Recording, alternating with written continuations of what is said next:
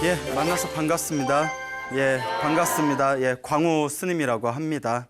예, 저희가 절에 가면, 절에 가본 적 있으시죠? 네. 예, 부처님도 계시고 보살님들도 계시지 않습니까? 네. 그렇죠. 네. 여러분들 특히 우리 보살님 하면 어느 보살님들이 생각나세요? 여자 보살님, 예, 그렇죠. 예, 뭐 관세음보살님도 있고, 그렇죠. 예, 뭐 지장보살님도 있고, 예, 뭐 밥 해주시는 공양주 보살님도 계시지만 우리가 흔히 보살님이라고 할 때, 예, 그 수많은 보살님들이 계시는데 그 중에서 지혜를 상징하시는 분이 바로 문수보살님이십니다. 예, 지혜와 총명을 상징하시는 분이 문수보살님이신데. 오늘은 이 문수보살님 이야기를 한번 또 여러분들에게 해드리고자 합니다.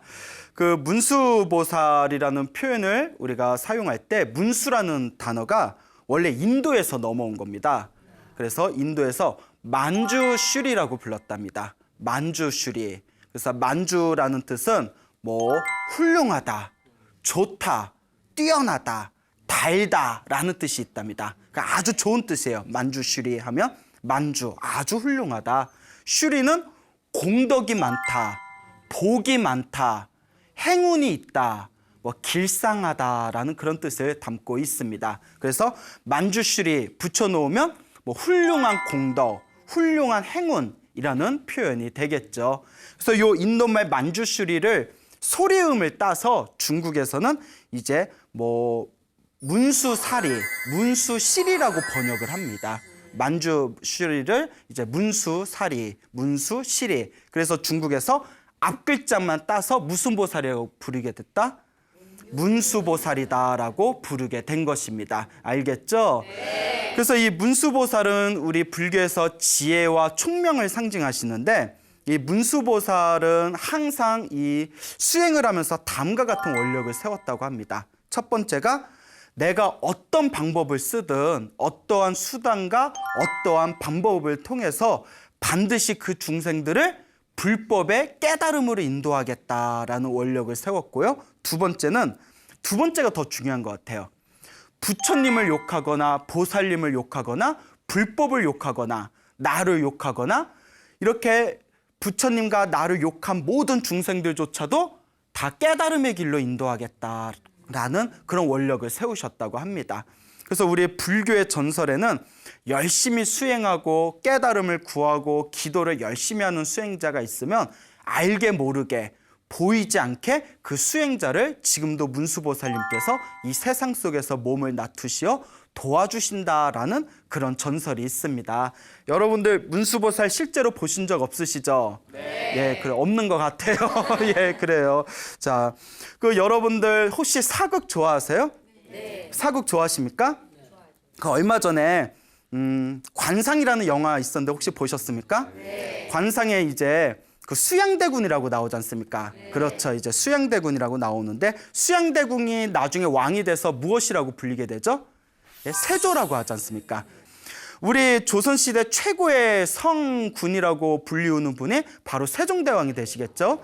그래서 세종대왕의 아들이 문종이 되지 않습니까? 역시 다 아는데 대답 안 하신 거죠? 예. 그리고 문종이 일찍 죽습니다. 문종이 죽고 세종대왕의 손자이자 문종의 아들인 누가? 그렇죠. 단종이 이제 왕에 오르게 됩니다. 그리고 이 단종이 또 이제 나이가 어리고 또 이제 역시 세종대왕의 아들이면서 또한 문종의 동생이면서 단종의 삼촌인 수양대궁이 이제 쿠데타를 일으키게 되죠. 그래서 단종을 폐위시키고 자기가 왕이 돼서 세조라고 이제 이름이 불리워지게 됩니다.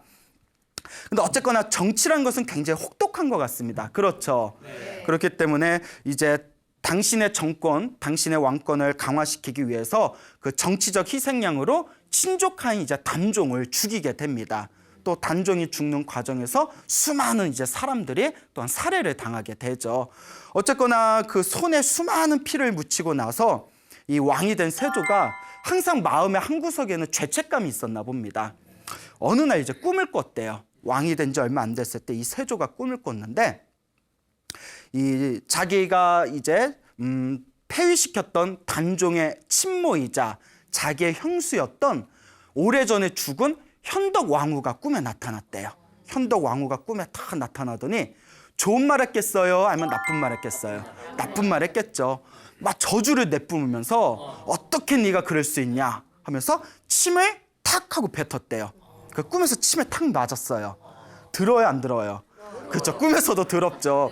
그 깨고 나서 아, 거참 꿈 더럽다 이러고 있는데 갑자기 막 웅성웅성거리는 소리가 들리는 거예요.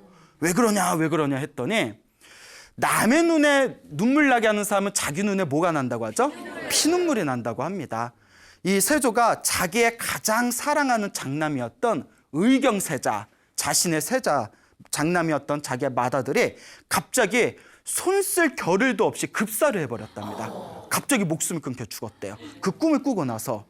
그러니까 이제 혹자들은 이 이야기를 잘 꾸며서 현덕 왕후의 저주다 이런 얘기가 또 전해지고 있죠. 근데 설상가상으로 자식을 잃은 것도 얼마나 슬퍼요. 그렇죠. 너무나 가슴 찢어지고 너무나 슬픈데 꿈에서 자기가 침 맞았던 자리 있죠. 응? 태 하고 이제 침을 맞았던 그 자리에 점점 이렇게 수포가 일어나더니 종기가 생겨가지고 온몸에 극심한 피부병에 걸렸대요. 그냥 막 몸에 그냥 막 피고름이 흘릴 정도의 심각한 피부병에 걸리게 됩니다. 예, 이 세조가 역사 기록에 뚜렷이 명시가 되어 있는 부분입니다. 그래서 혹자들은 그때 세조가 걸린 피부병이 문둥병이었을 거다. 너무나 심해서 문둥병이었을 거다라는 이야기가 있을 정도입니다. 그래서 여러분 저 오대산, 강원도 오대산에 가보시면 가본 적 있죠? 네. 오대산에 상원사라는 절이 있습니다. 상원사 아시죠? 네. 그 상원사에 수백 년 전에 그 세조가 몸이 아팠을 때 피부병 걸렸을 때 입었던 속적삼을 발견했답니다. 속적삼을 발견했는데 그 적삼이 완전 피범벅이 돼 있대요. 그 속적삼에 피로 얼룩진 피범벅이 된 속적삼을 발견하게 됐는데 그 옷을 보기만 해도 얼마나 세조가 끔찍한 피부병에 걸렸었는가를 우리가 한번 추론해 볼 수가 있다, 유추해 볼 수가 있다 이렇게 우리가 이야기를 합니다. 그 극심한 피부병에 걸리다 보니까 이 세조가 항상 하루하루를 힘들게 사는 겁니다. 근데 여러분 이런 얘기가 있습니다. 아무리 돈이 많은데 여러분 돈 많으면 좋아요, 안 좋아요? 좋죠. 엄청 좋은가 보다. 생각만 해도 좋아요? 갑자기 목소리에 힘이 올랐어요. 돈 얘기하니까. 아무리 돈이 많아도 몸이 아프면 의미가 있어요, 없어요? 없죠. 아무리 돈이 많아도 내 몸, 건강을 잃어버리면 그 돈을 어디다 쓰겠습니까? 아무리 권력을 가지고 있고 아무리 명예가 드높아도 건강하지 못하면 그 모든 것이 거품과 같다라고 우리 수많은 성각자들이 말씀을 하셨습니다. 동감하시죠? 네. 그러니까 첫째는 건강복이 최고인 것 같아요. 일단은 건강해야 됩니다. 여러분 어떻게 건강하십니까? 네. 예. 그래요. 건강하다니까 더 이상 할 말이 없네요. 예. 근데 건강은 자신 있을 때 잘 챙겨야 됩니다. 알겠죠? 그러니까 이제 아무리 왕이 되었지만 항상 피부병 때문에 고생하고 마음에 자기가 수많은 사람들을 죽였다라는 죄책감 때문에 항상 마음속에 번민을 일으켰던 세조가 결국 불법에 귀의를 하게 됩니다. 근데 원래 여러분 세종대왕이 굉장히 불심이 높았답니다. 아주 불심이 깊었대요. 그 얘기 들어보셨죠? 예, 세종대왕이 불심이 아주 깊었고 또 이제 세종의 아들인 세조도 원래는 그 왕이 되기 전부터 어느 정도 불심이 있었다고 합니다. 자, 근데 이 세조가 특히 몸이 아프고 자꾸 안 좋은 일이 생기다 보고 또 자기가 손에 피를 묻혔다는 죄책감 때문에 더 열심히 불법을 믿고 의지하게 됩니다. 그래서 굉장히 이제 그 절에 자주 다니고 그 절에다가 시주도 많이 하고 기도도 많이 올리고 그 불사도 많이 도와줬답니다. 그래서 그 밑에 있는 신하들, 선비들은 되게 싫어했대요. 왜냐면 조선시대가 주자학의 나라라고 하잖아요. 성리학의 나라라고 하는데 원래 이 조선시대 성리학을 공부한 선비들이 불교를 엄청 싫어했어요. 예, 불교를 엄청 싫어합니다. 그러다 보니까 자기가 모시고 있는 왕이 너무 불법에 귀의를 하고 부처님의 가르침을 가까이 하니까 마음으로 많이 질투를 냈다라는 그런 기록이 있습니다. 그러다 이제 하루는 피부병이 이제 너무나 이제 심하게 도지고 있는 상황에서 저기 오대산 상원사로 올라갔답니다. 오대산에 이제 오대산이 또 시원하거든요. 오대산이 굉장히 이제 북쪽에 있고 산이 높다 보니까 막 피부병이 땀에 안 좋거든요. 다 아시죠? 끈적끈적 땀이 나면 피부병이 안 좋으니까 또 이제 시원한 곳을 찾아갔나 봐요. 그러니까 이제 천천히 이제 산을, 물론 가마를 타고 올라갔겠죠. 산을 타고 올라갔는데 이제 몸에 또 슬슬 땀이 나기 시작하니까 또 이제 피부병에, 그 심한 피부병에 또 막 그냥 근질근질거리고 따끔거리고 막 고통이 느껴지는 겁니다. 근데 옆에 보니까 그 산의 계곡물이 얼마나 맑아요. 졸졸졸졸졸 거리면서 아주 맑은 계곡물을 보니까 시원하게 이제 목욕을 하고 싶은 생각이 듭니다. 그래서 신하들한테 내가 몸이 너무 답답해서 그러니까 내가 들어가서 잠시 목욕을 하겠다. 너희들은 좀 물러나 있거라 라고 얘기했대요. 왜냐하면 자기 피부병이 너무나 피부가 더러워가지고 사람들한테 보여주기도 창피한 거예요. 왕이 돼가지고 피부가 너무 더럽다 보니까 막 피부병이 막 피범벅이 돼 있고 피고름이 나니까 너무 창피해서 사람들을 물린 뒤에 혼자 그 계곡물에 들어갔어요.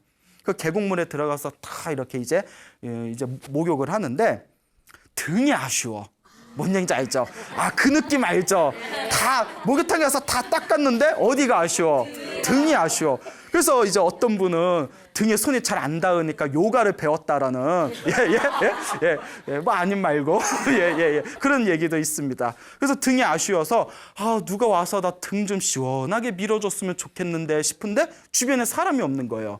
신하를 부르자니 또 자기 피부를 보여주기 부끄럽고. 근데 저서 뭐가 부스럭부스럭 거리는 소리가 들려요. 뭐지? 삼진승인가 하고 봤더니 아주 앳돼 보이고 잘생긴 동자승이 저 숲에서 혼자 놀고 있는 거예요. 동자승이 랄랄랄라 이렇게 놀고 있으니까 그 동자 보고 이보시오, 그 와가지고 나 저기 등 좀 조금 닦아줄 수 있어 하고 부탁을 했대. 애니까. 그 애가 이렇게 보더니 애가 또 아주 그 이제 살가운 성격이었나 봐요. 뭐 예 하면서 이렇게 딱 왔겠죠. 예? 여기서 만약에 싫어요 하고 가버리면 이야기가 안 돼요. 예? 애가 와줘야 돼요. 다행히 와줬네요. 예. 그 나 등 좀 밀어다오 해서 애가 다 이제 풍덩하고 계곡에 같이 들어서 이제 그 세조의 등을 깨끗이 닦아줬대요. 애니까 뭐 더럽고 깨끗한 것도 몰랐겠죠. 예? 그래서 깨끗이 이제 등을 닦아주니까 그렇게 세조가 시원하더래요. 그래서 아니 무슨 애가 이렇게 손맛이 뛰어날까? 예? 너무 시원해가지고. 그래서 이제 다 닦고 나서 애한테 이렇게 얘기했답니다. 아이야 정말 고맙다. 그런데 너 절대 어디 가서 임금님 등 닦아드렸다라는 얘기 절대 하지 말아라. 이렇게 얘기했대요. 예? 임금님 등 닦아드렸다는 얘기 절대 하지 말아라. 예? 그러니까 애가 해맑게 웃으면서 예 알겠습니다 이러면서 다음과 같이 얘기하더래요.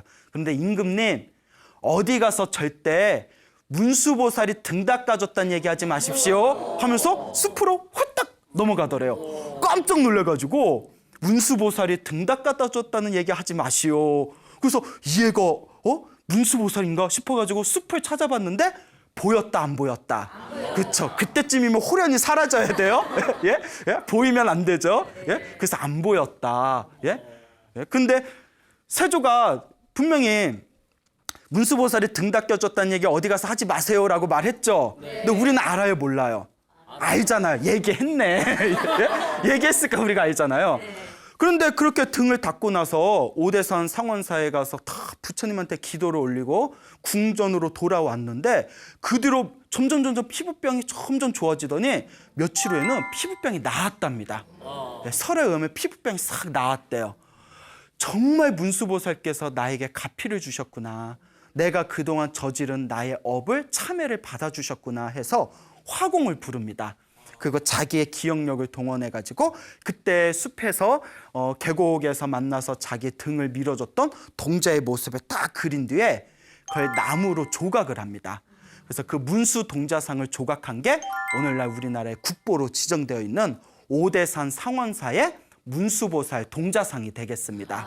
예, 상원사에 가서 다들 보셨죠? 네. 글쎄, 예, 한번 꼭 가셔서 보세요. 알겠죠? 네. 예. 그래서 문수보살 동자상이 오늘날까지 정해지고 있습니다. 근데 이렇게 딱 너무 사람들이 이 이야기 들으면 신기해서 가잖아요. 네. 딱 가면 왠지 막 되게 귀엽고 막 그럴 것 같은데 이렇게 보면 다들 약간 조금 어머 스님 저기 동자상이라는데 약간 노안 같아요 뭐 이러더라고요. 그래서 아니라고 우리가 동자로 보면 동자로 보이고 노안으로 보면 노안으로 보이는 거라고 이렇게 얘기했던 기억이 있습니다.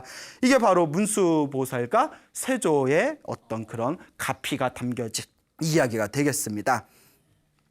이와 같이 우리가 살다 보면 굉장히 안 좋은 일을 겪을 때가 있지 않습니까?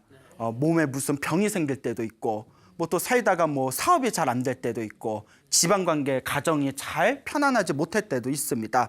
이럴 때는 냉정하게 자기 자신을 잘 살펴봐야 됩니다.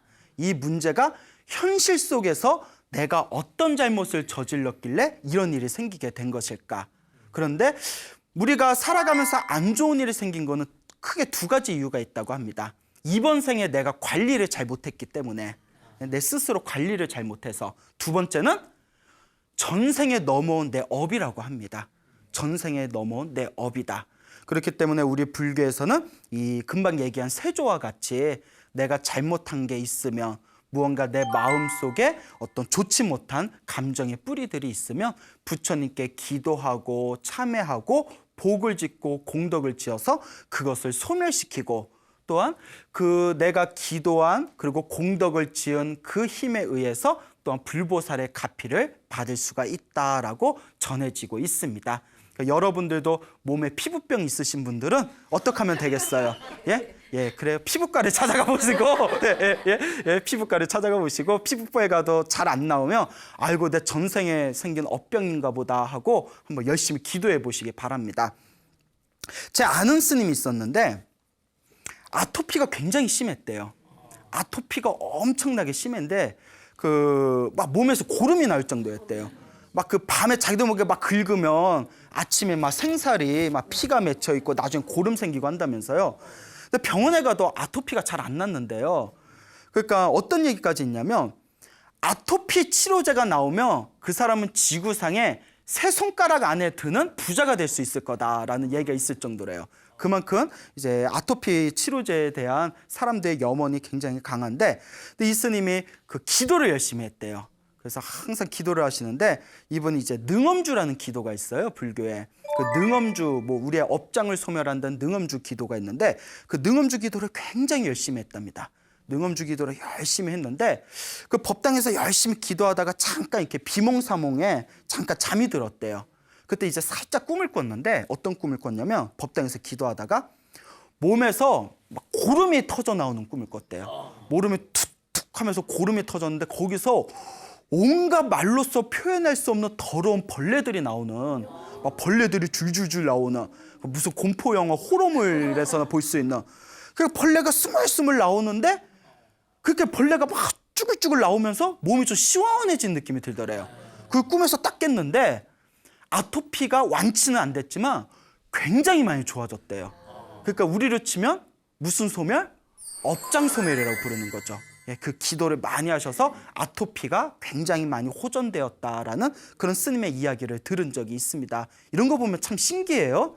그래. 여러분들도 살아가면서 만약에 몸에 병이 있거나 안 좋은 일이 이렇게 자꾸 생기면, 내가 전생에 지은 업장이 두꺼운가 보다 생각하시고 열심히 기도하고 그 세조와 같이 항상 참회하는 마음으로 복을 많이 지어보시기 바랍니다. 혹시 압니까? 동네 목욕탕에 갔는데 거기서 왜 애가 어머 제가 등 좀 밀어드릴게요. 어머 너 어쩜 이렇게 등을 잘 미니? 근데 아줌마 나중에 문수가 등 밀어졌다는 얘기 하지 마세요 하고 뭐 펑 하고 사라졌다거나 뭐 이런 거 겪을 수 있을까요? 없을까요? 그렇죠. 없을 것 같죠? 나도 말해놓고 그 믿음이 없어, 믿음이. 하여튼 그렇게 열심히 기도해 보시기 바랍니다. 알겠죠? 네. 자, 또 여러분 암행어사 하면 떠오르는 사람이 누굽니까? 박문수. 박명수도 아니고 박문수. 근데 우리가 무슨 보살 얘기하고 있죠? 문수보살. 근데 성은 무슨 씨예요? 야, 뭔가 이야기가 통할 것 같지 않아요? 이렇게 말해놓고 아무 이야기 안 통한다. 박문수의 부모님이 나이가 많이 이제 시간이 세월이 지나고 나이가 많이 찼는데도 부모님이 애를 갖지 못했대요. 아이가 없으니까 고민하다가 어느 고승을 찾아갑니다. 고승을 찾아가서 스님 저희가 오랫동안 아이를 갖고 싶었는데 아이를 가질 수가 없습니다. 어때 좋은 아이 좀 점지해 주십시오 이러는 거예요. 아니 무슨 스님이 삼신할매인가? 스님한테 아이 점지해 주세요 하게? 그 스님이 다 보더니 두 부부께서는 전생에 업보가 있어서 이번 생에 아이를 갖기가 힘들겠습니다. 이러는 거예요. 그게 보이나 봐요. 보면 보이나? 예, 예. 그러니까 깜짝 놀라서 그러면 저희가 어떻게 아이를 가질 수 있는 방법이 있겠습니까? 전생에 복이 부족해서 전생에 업보가 두꺼워서 아이를 못 갖는 거니까 이번 생에 복을 많이 지으십시오. 그러면 아이를 가질 수도 있을 것 같습니다. 그러면 스님 어떤 복을 지을까요? 그러니까 이제 그 박씨 가문이 굉장히 잘 살았나 봐요. 그 집안의 큰 양반이고 유지였나 봐요. 그 당시에는 5일에 한 번씩 5일장이라는 게 있었지 않습니까? 그렇죠. 5일장이 있었지 않습니까? 5일장에 수많은 그 사람들의 장터에 모이지 않습니까? 5일장, 5일에 한 번씩 장에 나가서 스님 한 분씩 모셔와서 공양을 올리십시오. 이걸 1000일 동안 하십시오. 예? 그래서 1000일 동안이란 노래 아시죠? 예? 1000일 동안. 예? 예? 그 1000일 동안 이제 5일장에 나가서 스님을 한 분 모셔와서 그 지극정성으로 공양을 올린다면 그 복이 쌓이고 쌓여서 아마 아이를 가질 수도 있을 겁니다. 먼저 복을 지으십시오라고 이야기를 했답니다. 그러니까 이 박씨 가문에서 그래 우리가 저 스님 말대로 전생에 업보라서 아이를 못 갖는 걸 수도 있으니까 복을 한번 지어보자꾸나. 그래서 이제 5일에 한 번씩 이제 장에 하인을 보내가지고 가장 먼저 보이는 스님을 한 분씩 모셔서 이제 식사를 올리는 겁니다. 공양을 올리는 거예요. 그렇게 1년이 지났어요. 2년이 지났어요. 그렇게 3년을 했답니다. 3년을 지극정성으로 했는데 정말 지극정성을 했대요. 스님을 모시면 그 사랑방에 모셔서 진수성찬을 차려가지고 스님한테 다 공양을 드리고 가실 때에는 바랑에다가 그렇게 쌀도 이렇게 부어드리고 그리고 가시는 길에 다 합장하면서 스님 좋은 아들 점지해 주십시오 이렇게 기도를 올렸대요. 그 마지막 3년째 되는 날 이제 하인을 보냈는데 하인이 그날따라 아무리 봐도 스님이 없더래요. 왜 이렇게 스님이 없지? 왜 이렇게 스님이 없지? 이러다가 식사 시간 때 다 지나가겠네. 왜 이렇게 없지? 한데 저기 왜 승복이 보이더래요. 어이구 저 스님 있나 보다. 잘 됐다고 가봤는데 하인이 딱 보더니 침에 택 뱉고 말았어요. 그냥 막 고름이 줄줄 새는 문둥병 스님이 있는 거야. 왜 거진지 스님인지 승복은 있고는 있는데 스님인지 거진지 분간이 안 될 정도로 문둥병이 걸린 스님이 있는 거예요. 그러니까 이게 답답한 거예요. 아니 이거 어떻게 해야 되나? 이 스님을 데려가야 되나 말아야 되나? 데려가야 되나 말아야 되나? 갈까 말까 이러다가 예?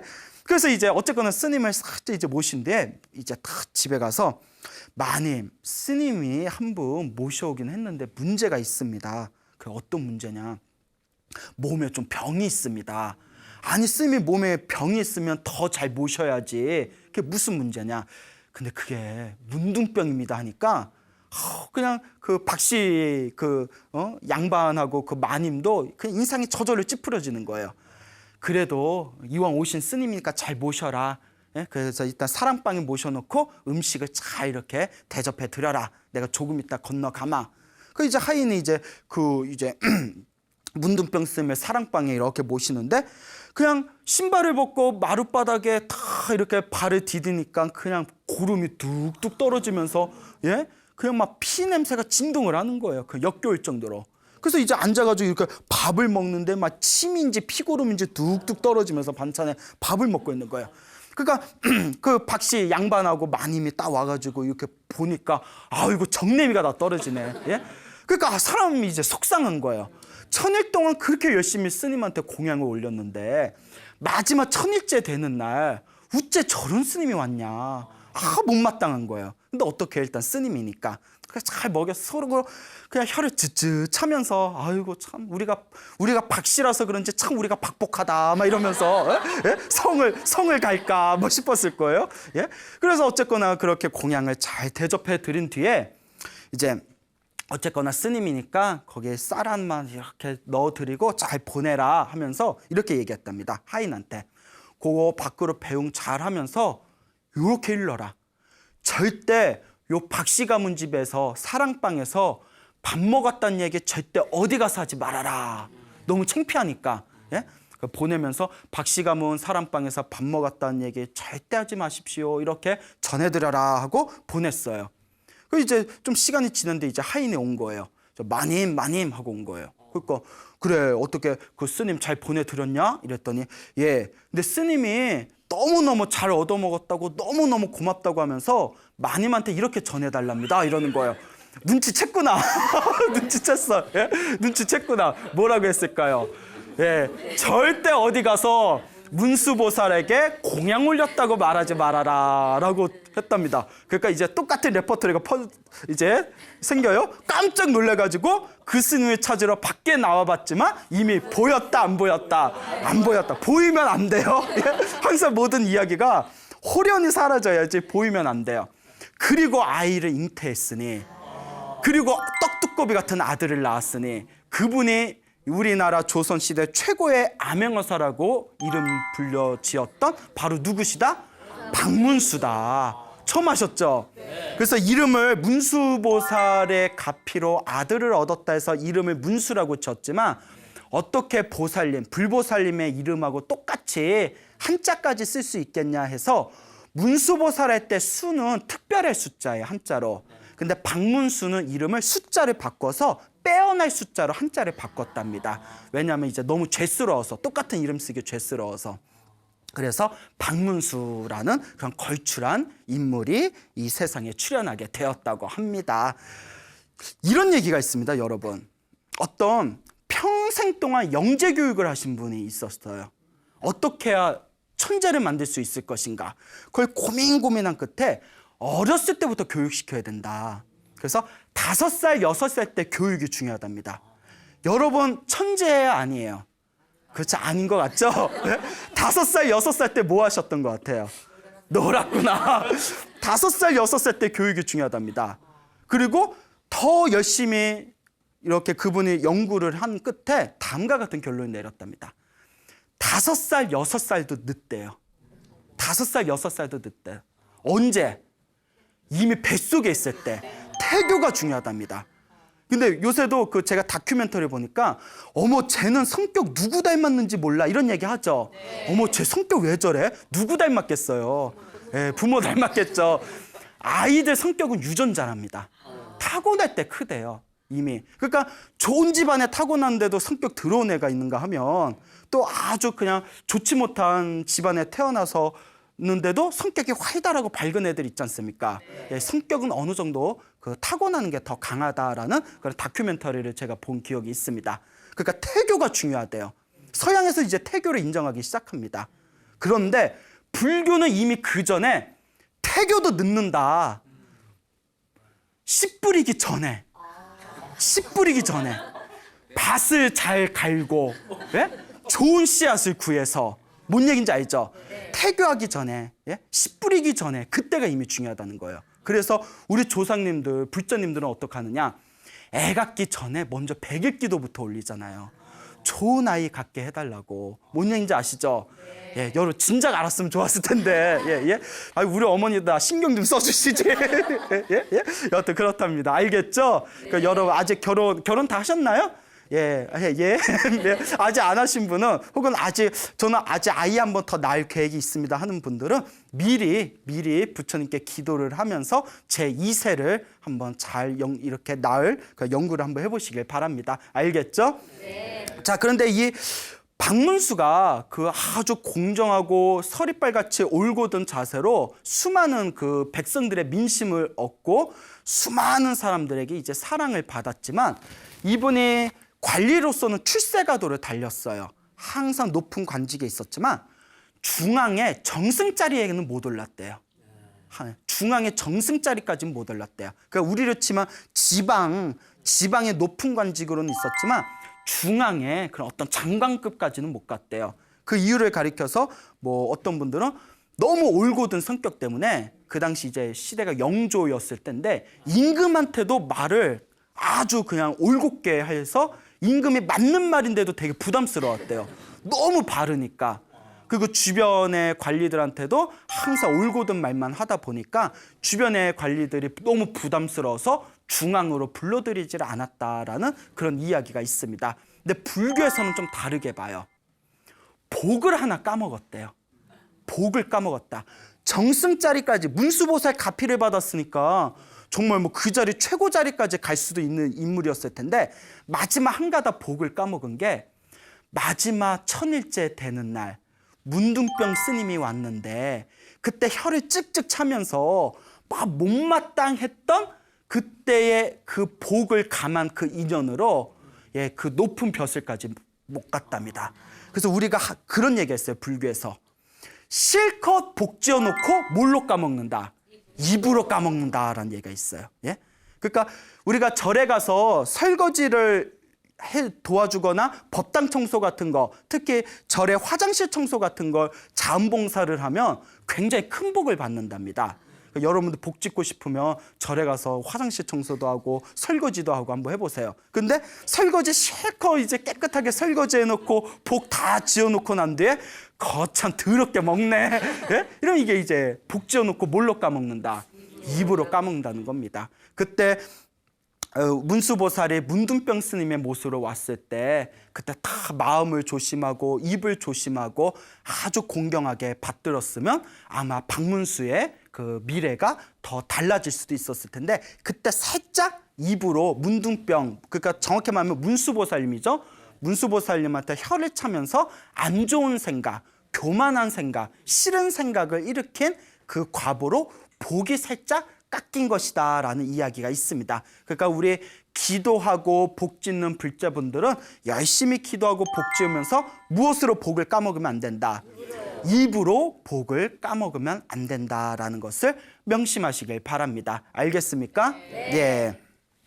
그 중국 불교 근대사에 가장 훌륭하고 뛰어난 큰 스님으로 알려지신 분 중에 허운 스님이라고 계십니다. 허운 화상. 들어보셨습니까? 그래요? 허운이라는 스님이 계시는데 그분이 180년 전 스님이세요.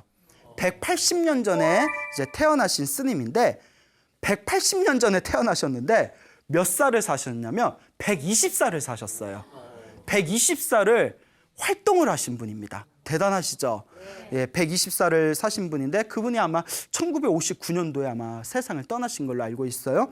이분께서 아주 중국 근대 불교사의 가장 찬란한 근자탑으로 불리우는 큰 스님 중에 한 분이십니다. 근데 이 허운 스님께서도 부모님께서 40이 되도록 애가 없었대요. 아이를 갖지 못하는 겁니다. 이 부모님들이 마지막 다급한 마음에 관세음보살 기도를 열심히 올렸대요.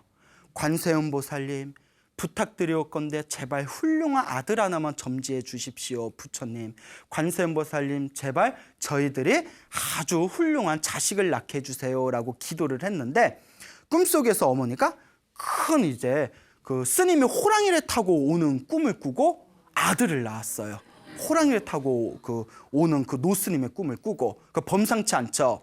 그분이 바로 허운 스님이세요. 근데 어머니가 아들을 낳고 며칠 안 돼서 시름시름 앓다가 돌아가십니다. 죽습니다. 그러니까 이제 자란 뒤에 근데 이 태몽이 스님 꿈이어서 그런지 몰라도 너무나 불교가 좋고 너무나 출가를 하고 싶은 거예요. 그래서 어린 마음에도 계속 출가를 하고 싶었는데 아버지가 허락을 해요, 안 해요?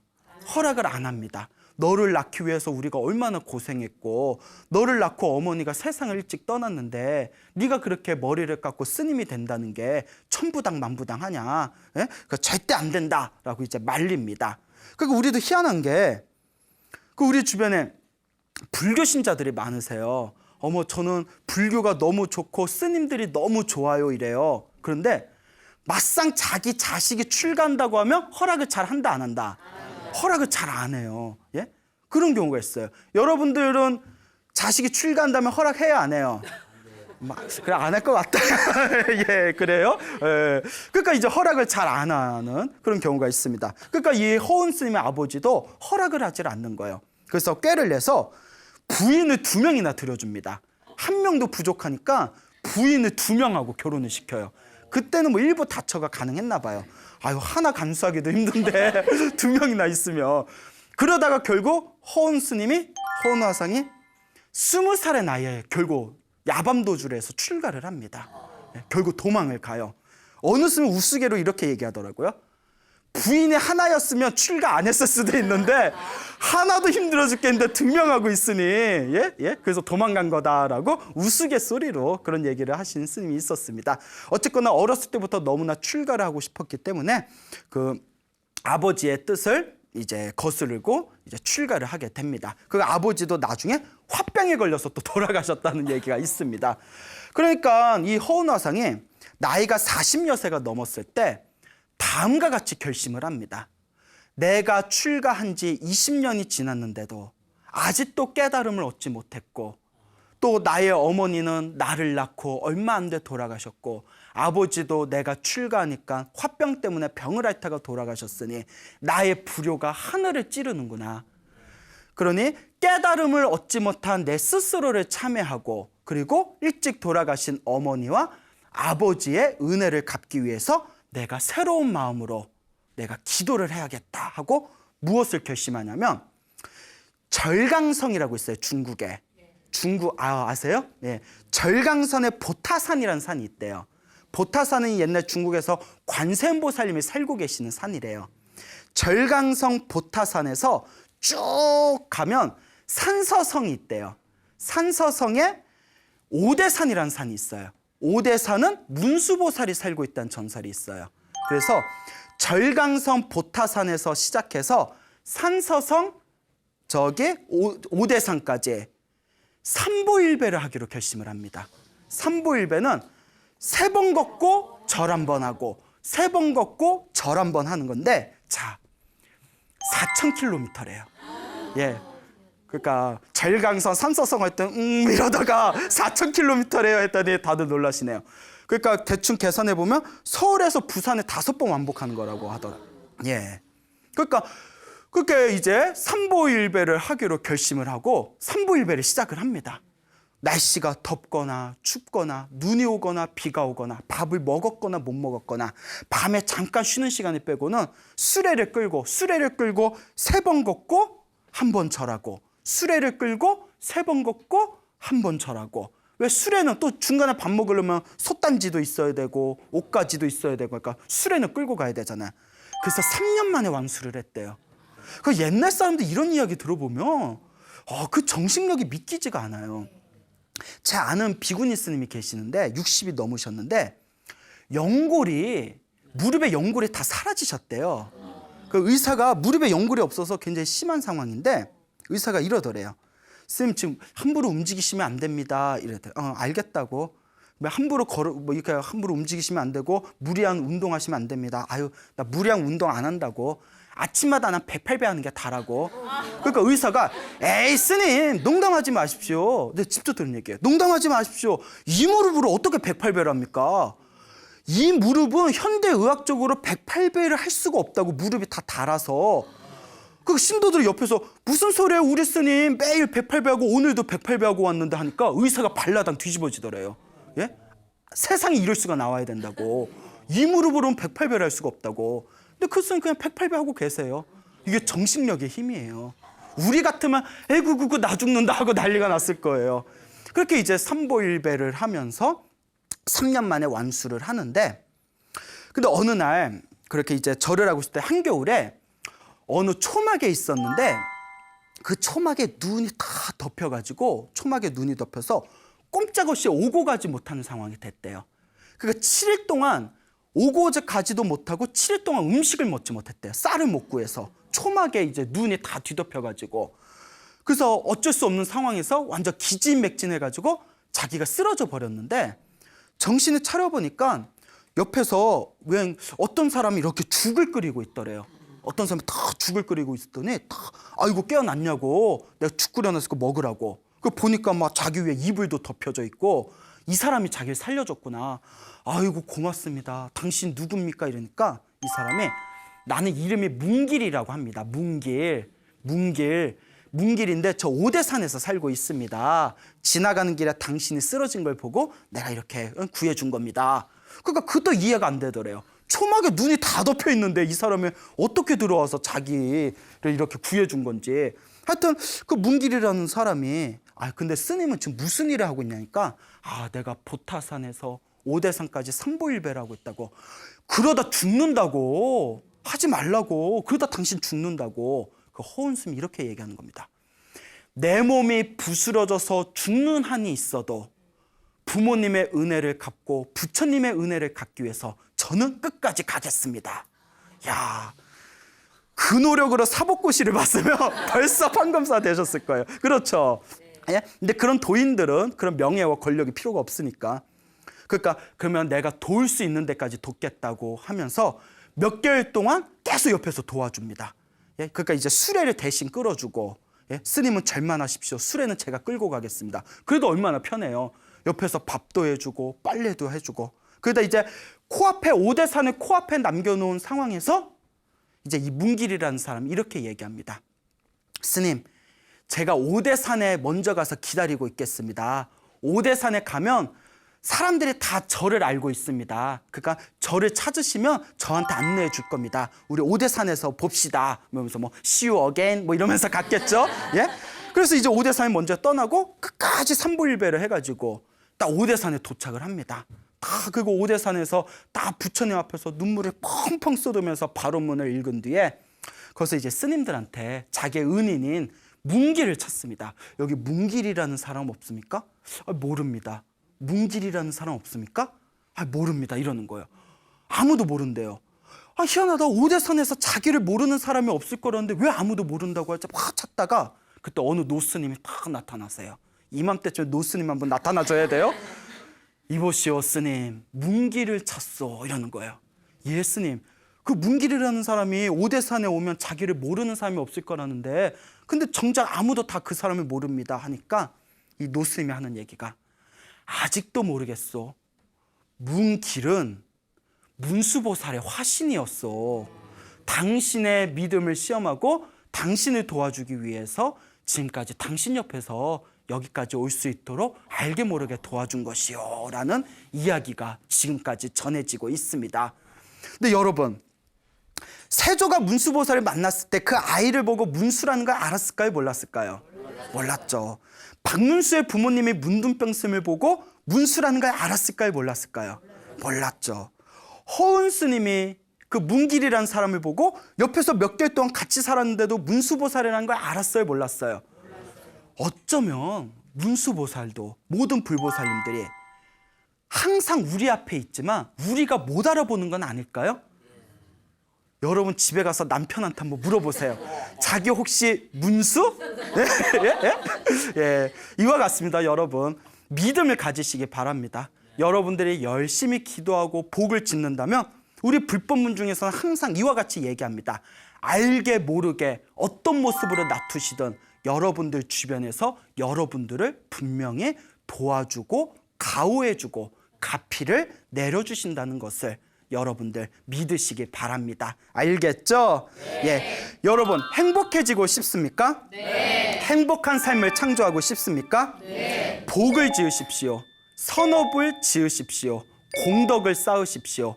복과 선업과 공덕의 힘이 여러분들을 진정한 행복의 길로 이끌어 줄 것입니다. 오늘 여기서 마치겠습니다. 소중한 나, 무한한 행복!